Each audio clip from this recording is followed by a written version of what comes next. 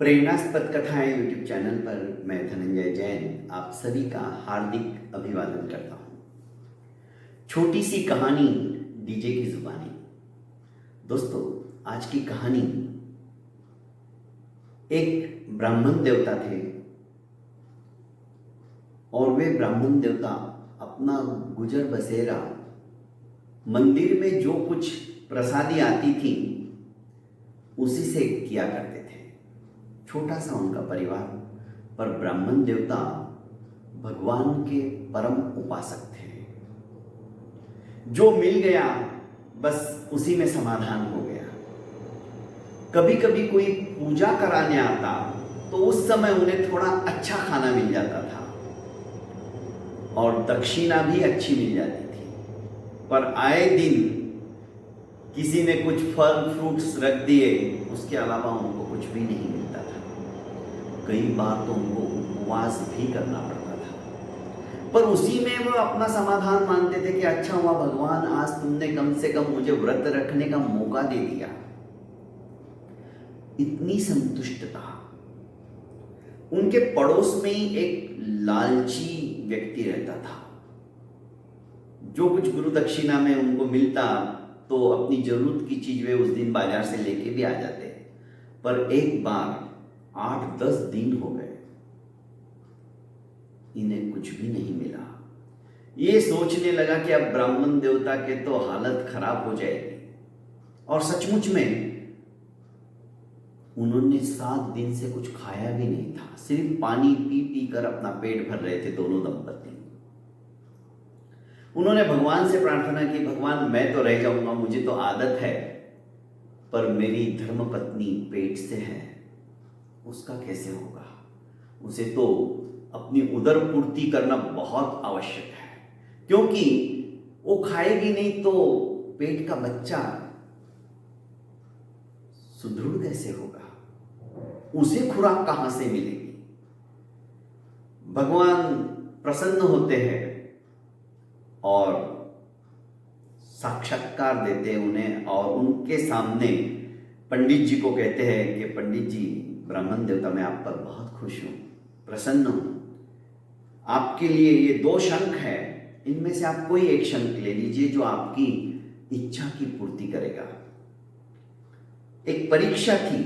एक शंख छोटा था और एक शंख दिखने में भी बहुत सुंदर था।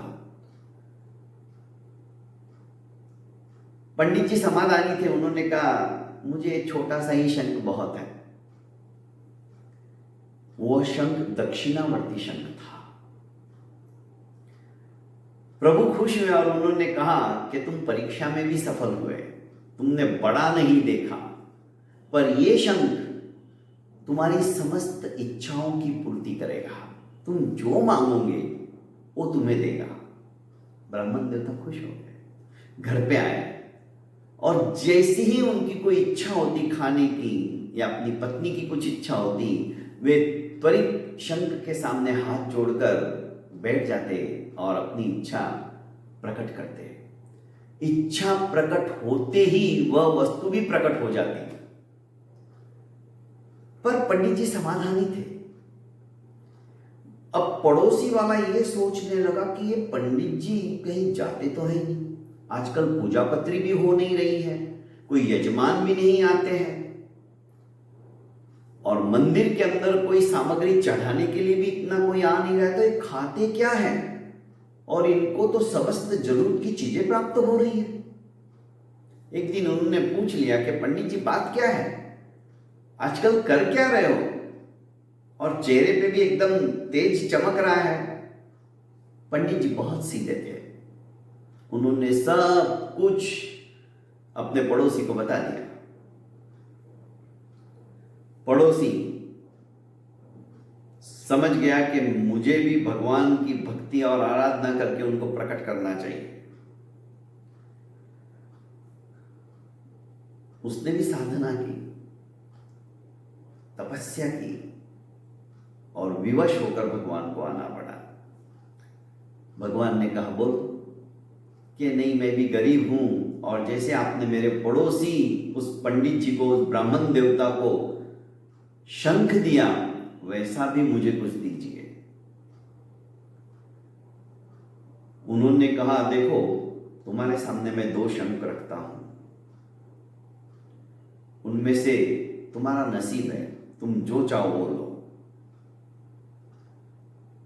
वही शंख दक्षिणावर्ती, एक छोटा और एक बड़ा, ये लालची तो था ही। उसने कहा कि नहीं, मुझे बड़ा शंख दे दो। उसने कहा फिर अच्छी तरह से सोच लो, क्योंकि वरदान सिर्फ एक ही बार दिया जाएगा, बाद में कुछ नहीं होगा। नहीं नहीं, मुझे यही शंख चाहिए। ठीक है, भगवान उसे वह बड़ा शंख देकर अंतर ध्यान हो गए। ये घर पर आया, उसने चौरंग बिछाया, चौरंग के ऊपर मखमल का कपड़ा बिछाया और शंख को रखकर पूजा करते हुए शंख से निवेदन किया कि हे शंख देवता, मुझे 1000 स्वर्ण मुद्राएं दो। शंख ने कहा, 1000 से क्या होगा, मैं तुम्हें 2000 शंख देता हूं, 2000 मुद्राएं देता हूं। शंख के मुंह से इस तरह की बात सुनी तो ये बड़ा खुश हुआ। अरे वाह, तुम तो बहुत अच्छे हो। ठीक है शंख देवता, मुझे 2000 स्वर्ण मुद्राएं दे दो। अरे तुम 2000 क्यों मांग रहे हो, तुम्हें तो मैं 4000 स्वर्ण मुद्राएं देता हूं। शंख ने फिर अपनी बात दोहरा दी, डबल की बात। अरे वाह, दे दीजिए फिर 4000 स्वर्ण मुद्राएं। अरे 4000 स्वर्ण मुद्राएं से तुम्हारा क्या होगा, तुम्हें तो मैं 8000 स्वर्ण मुद्राएं देता हूं।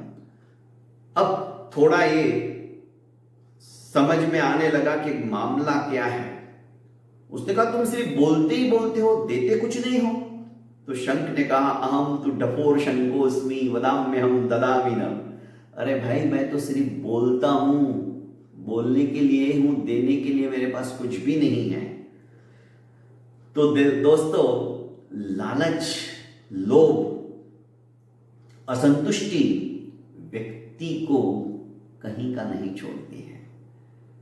पड़ोसी ने लालच किया, उसे शंख तो मिला, दुर्लभ देव दर्शन भी मिले, पर उसका भाग्य नहीं बदला। भाग्य बदलने के लिए सरलता जीवन के अंदर बहुत जरूरी है। बहुत बहुत धन्यवाद दोस्तों। ऐसी छोटी छोटी कहानियां सुनने के लिए आप मेरी इस प्रेरणास्पद कथा यूट्यूब चैनल को लाइक कीजिए, सब्सक्राइब कीजिए और ज़्यादा से ज़्यादा अपनों को शेयर कीजिए। प्रणाम।